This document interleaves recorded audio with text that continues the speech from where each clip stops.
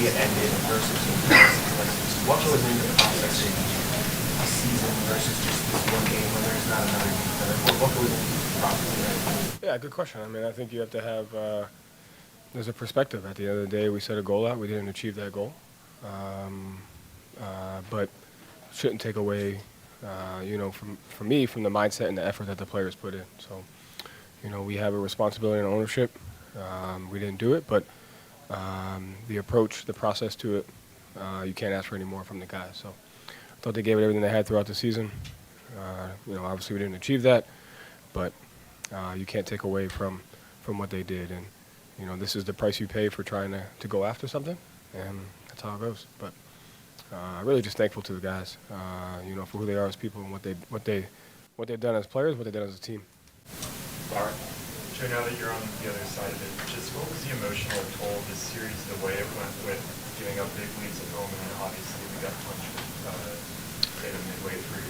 What's the emotion kind of flowing through? There wasn't really, it wasn't really much emotion there. It was that's just the way it goes. I mean, you can't have an expectation that a series is supposed to go a certain way. Obviously, losing a player to that type of injury was tough, but that's part of it. And you move on. You move on as a team, and that's it. Joe, you've talked a lot about champions not being able to get out of the second round. You guys were, cruising along, 60-win season. You got through that first round. It was tough, but you got through it pretty quickly. What is it about the second round that all of a sudden everything seems to just change? Almost, let's say, you look like a different team, but a lot of things change. Oh yeah, I think that's what we'll spend the summer looking through is the differences that would have that, but that's obviously a psychological hurdle over the last 7-8 years now, and so spent time studying that this off season. Just wasn't able to get through that hurdle. Bobby, similar to that, Joe, what stood out about the challenge this year when you look back on the lane? What is kind of that hurdle you felt like you I didn't think we couldn't get it over until this round, and so that's obviously something we came into the season having an understanding. I think it's 5, 6, or 7. It might have been 5 or 6 now, 7 of the champs from the last year haven't made it, and so you work to put in parameters, psychological, mental toughness parameters, things. You talk about it, but at the end of the day, there's just as many teams wanting to win, and so you got to execute. You got to do all those things, and to me, it's not about our guys. They did everything they could. You got to tip your hats off to the Knicks. They played a great series. They've been great all year. Tibbs is a great coach, so you got to tip your hat off to them. So you talked about how many things have to go right to win a championship. Yeah. Play, momentum things throughout the season. Did you feel like there was anything different about this year's team from last year's team, or was it more just kind of those moments, those winning moments you had last year? Yeah, that's a good one. I didn't see anything different. I saw something better. I saw throughout the season our guys had the right mindset and the right process towards going after it. You obviously it's not going to go the way you want it to every year. I like the way we ended it. You just ran into a great team in the second round, and they got the best of us. But like I said, to me, it's more about the mindset and the process that the guys had throughout the season. They thought they gave it everything they had. I thought they really went after it, trying to achieve something that's obviously extremely difficult. I thought they went after that, and when you go after something, this is the price you pay. Gary Sapp, Gary. Did you see it all with the team? Did you see, this team, before you got here, in the conference finals, this core has done a lot, but it just seemed like tonight was the night that the gas taken right out. Did you see that? Not even tonight, but just throughout this series, did you see, as much as you didn't want to maybe admit, okay, like we don't have what we had before? No, I did not. I did not see that fatigue. Obviously, I saw that tonight a little bit, but I didn't see that throughout the season. I didn't see that throughout the series. No. Joe, just in your view, what caused tonight's game to play out so much different from the first time? You got to tip your hat off to the Knicks. They outplayed us. They played better. I'm happy for Tibbs. He's been coaching for a long time. To me, that's the biggest thing.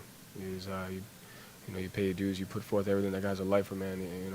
He's everything a coach is all about, and he deserves it. So I think it's more about that, and they deserve it as a team, and you got to tip your hat off to them.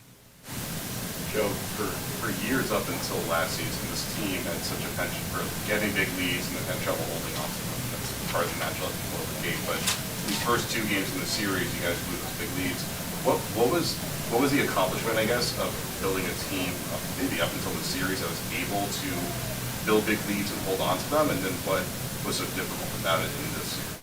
I mean, I thought that just the Knicks made huge momentum plays in those things to take advantage of that and keep them and be able to bring themselves back into the games. And, you know, all those things that you talk about, end of quarters, start of quarters, momentum plays of offensive rebounds, you know, they made all those plays. And, you know, those are the things that regardless of if you work on them 1 day, 2 days, 2 years, 3 years, there's stuff that you got to retool every single day.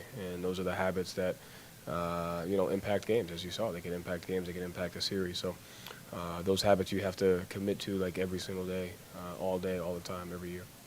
Final for you, Adam B. Roger. You said it all the time, you know, this is the price you pay for going after. Is that feeling the weight of being behind it, or kind of what do you think?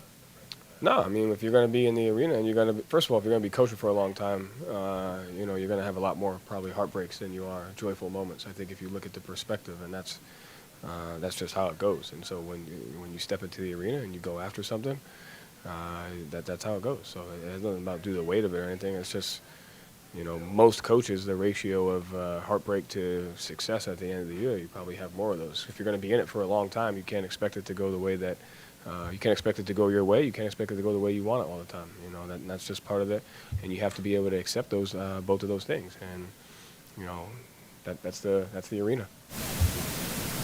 You know, obviously, naturally very famous for anything you guys have done over the this year. I mean, most guys back. How would you reflect on what this group over the last year, what you guys were able to do with this happening?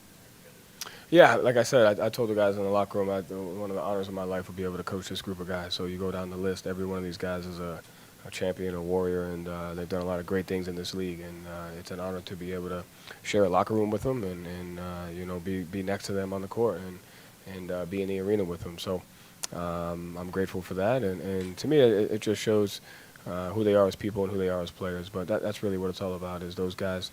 You know, they came in, we had a legit shot at it. And, you know, they gave it everything they had to try to go, but you know, we ran into a better team. Question, Jay. Obviously, Jason's looking at a long rehab.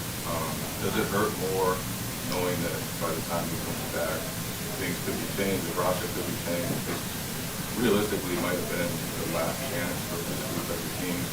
And then moving forward, how you guys have to respond to that, and what weight will the rest of you guys have to carry? I haven't really thought 1 second of that. More just focused on the guys in that locker room right now and grateful for the effort and what they put through on that, and that's really all that matters. Thank you, Joe. Thanks.